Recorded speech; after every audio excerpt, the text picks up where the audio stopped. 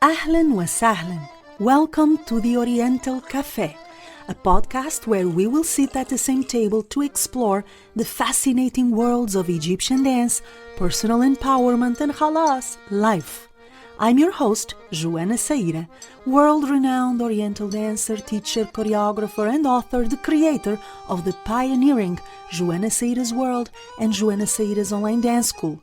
I will meet you at the Oriental Café every 2 weeks, alone or with a guest, sharing intimate yet universal conversations.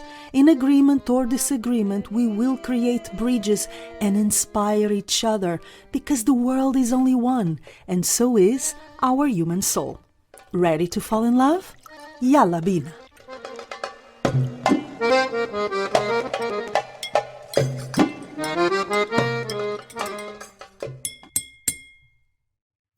How Egyptian dance has changed my life, and it can change yours too. Here's episode number 2 of the Oriental Café podcast by yours truly, Joana Saahirah. This is a solo episode about the miraculous transformations that I've witnessed in myself and in students and dancers that I have coached in more than 20 years of career in the field of Egyptian Oriental and Folkloric dance.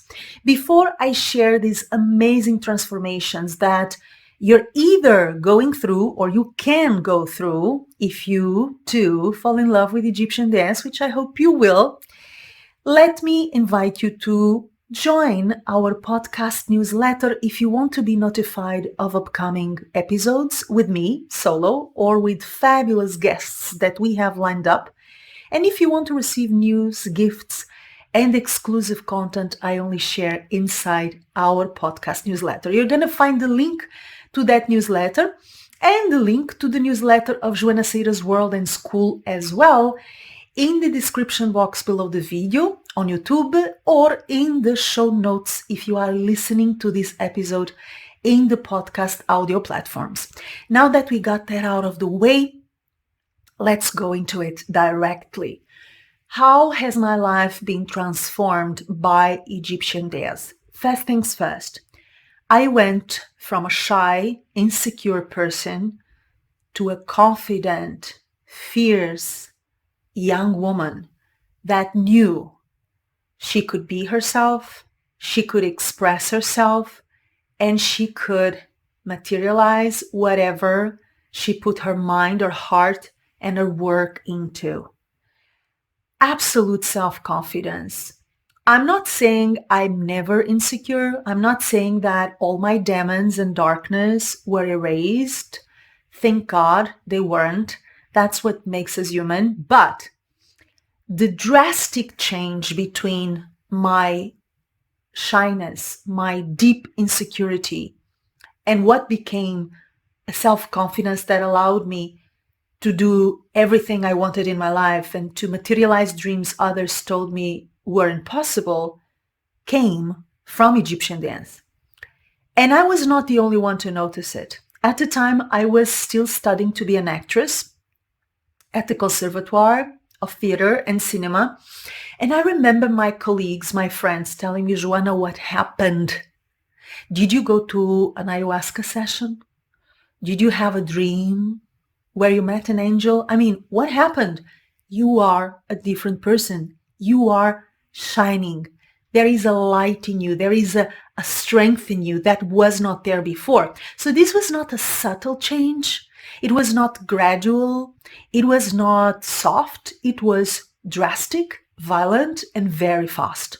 From a shy, insecure person to a self-confident person who could walk with her insecurities, who could walk with her fears and still do whatever I want to do and still believe in myself. As if my identity suddenly had a strength behind it. That's the best way I can put it. My identity, which I also developed through the practice of Egyptian dance, was suddenly supported by a force, a certainty, a self-assurance that was not there before. Now, how does this happen? Oh my God.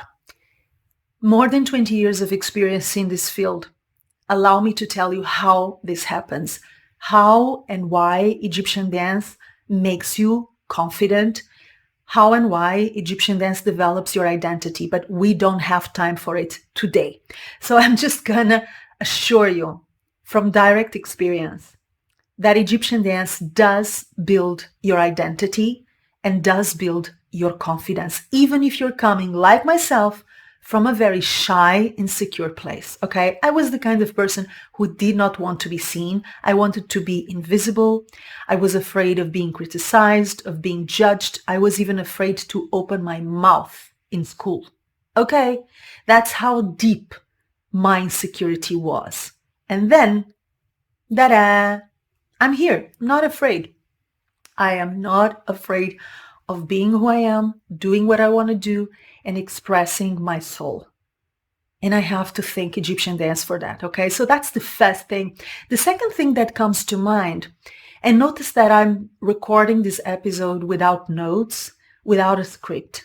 Okay, this is fresh in my memory because these are experiences that have shaped my life dramatically for the better. So they're very present. The second thing has to do with expanding my world, expanding the vision I have of life. When you study Egyptian dance the right way, you're not only introduced to a different, exotic, beautiful art form, you are introduced to the history, the culture, the politics, the economy, the religion, the mentality, the soul, the values of a very different place, of a very different world. I remember that I felt shocked and I felt amazed at how my world was expanding when I started to study Egyptian dance. And I don't mean I expanded or my world expanded because I moved to Egypt to study and then to start my career. Of course, that extended it and expanded it even further.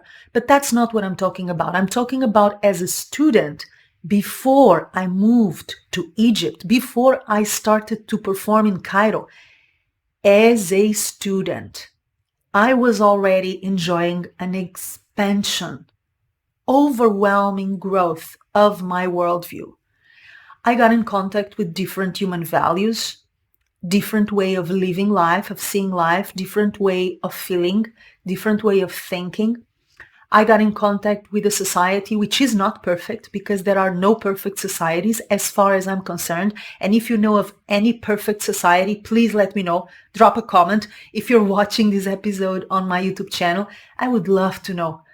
If you know of a society which is perfect, let me know where it is. I want to go there and live there, okay? But I don't know. I don't know about a perfect place. So Egypt is not perfect at all. It has ugly sides and beautiful sides, and it has positive and negative things like every country and every culture. The thing is that through Egyptian dance, you're going to drink from the best of the country, the best of the culture, the most beautiful, the most wise, the most bright, the most enlightened. It's the best of a world that is so complex and fascinating. So the second thing that really transformed me was the way my world expanded, grew, and the way I became more empathetic, more understanding of the other, the one that I don't understand, the foreigner, the distant, the way I started questioning my own values and assumptions, because suddenly I realized not everyone lives the same way. Not everyone thinks the same way. Not everyone lives life and experiences life and dance the same way. And this openness allowed me to become more human, more civilized, cosmopolitan, interesting, intelligent, educated. It has made me more human. That is priceless. If you think about it, it is priceless. Another thing that changed when I started to study Egyptian dance was my concept of sensuality and the way I apply sensuality to my life. Now, most of us will associate Egyptian dance, what people erroneously call belly dance, with seduction, which is quite different from sensuality. Seduction, it's about doing something to affect a target. You have a target to hit, to allure, to attract. That's seduction. And it's fun. Go for it, okay? But that's not what Egyptian dance stands for. Egyptian dance is about sensuality. Sensuality is not about the other. It's about yourself, okay? Taking a sip of my coffee. It's about yourself. It's about claiming your birthright to pleasure, discovering your sensuality, your pleasure triggers, and living with them as a way of surviving and thriving.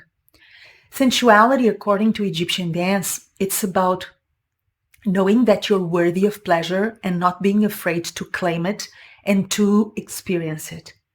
It's about moving with pleasure, listening with pleasure, living with pleasure as much as possible, especially when things are hard, particularly when life is putting you through hell. It is so important to know how to enjoy the good things in life and to have them present in your horizon, in your system, in your space, because those pleasures that we often dismiss are the ones who are gonna keep us strong, resilient, hopeful, positive, and healthy.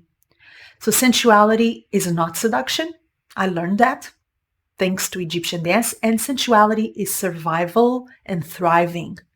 In order for me to go deeper into this, we would have to do an entire episode on sensuality, and probably we will, but for now, let's keep it short.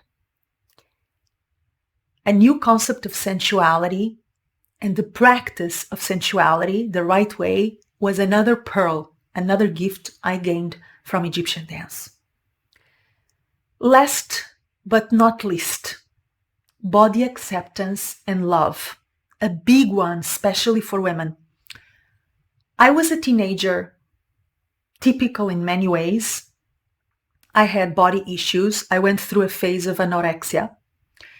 I went through a phase of eating very little and overtraining at the gym, which meant my menstruation went away because my body did not have enough fat and my hormones were totally out of whack due to extreme exercise routines and not eating enough. So I had my share of body issues like most women do.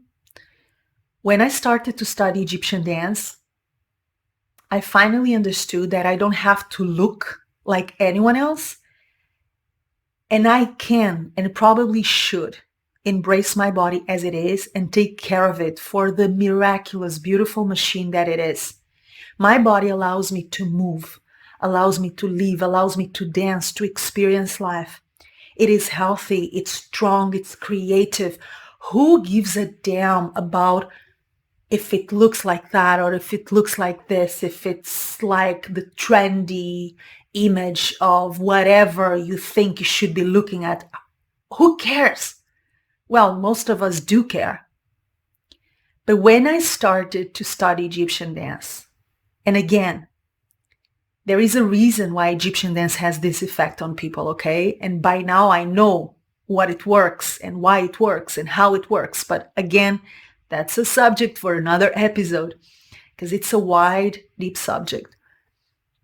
The only thing I want you to know right now and to trust me on this is that if you learn it from a professional teacher, Egyptian dance can really change the way you look at your body, the way you treat your body, the way you feel about your body, and consequently, the way you feel about life, the way you relate to other people, your levels of self-worth, self-confidence, the belief patterns that tell you you are worthy, you are beautiful just as you are.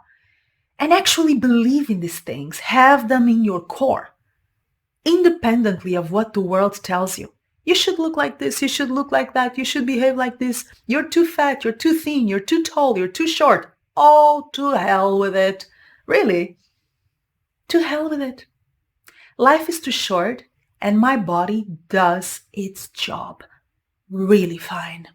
I am grateful for it. I celebrate it. I enjoy it to the fullest. It's mine. It's the body I've been given in this lifetime, and I'm gonna really love it as much as I can, as much as it's humanly possible. And again, that is a gift from Egyptian dance. Now, if you want to experience this magic, I will invite you to do two things. First, join your first Egyptian dance and self-empowerment course, only available at Joana Saahirah's online dance school. So I'm going to share the link to that first course. It's a short introduction course to anyone who wants to give it a try and see if they like it.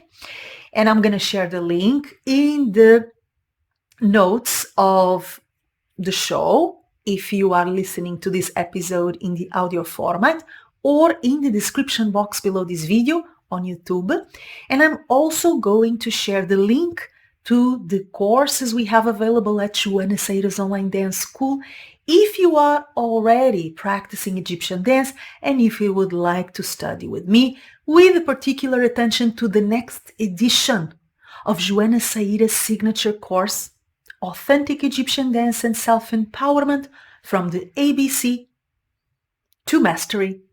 If you want to join the waiting list for the next edition of this incredible membership that will take you from the beginning till the end of the road with me, also follow the link that I am going to share and join the waiting list. The link is, as you already know, in the description box below the video or in the show notes in the audio platforms. Last but not least, because I promised you that the subscribers of our podcast were gonna get special gifts, I and my team at Joana Saahirah's Online Dance School are going to share a very generous discount coupon to be used in any course of our school, exception made for the signature course, and that discount coupon is only going to be shared in our newsletter, the podcast newsletter. So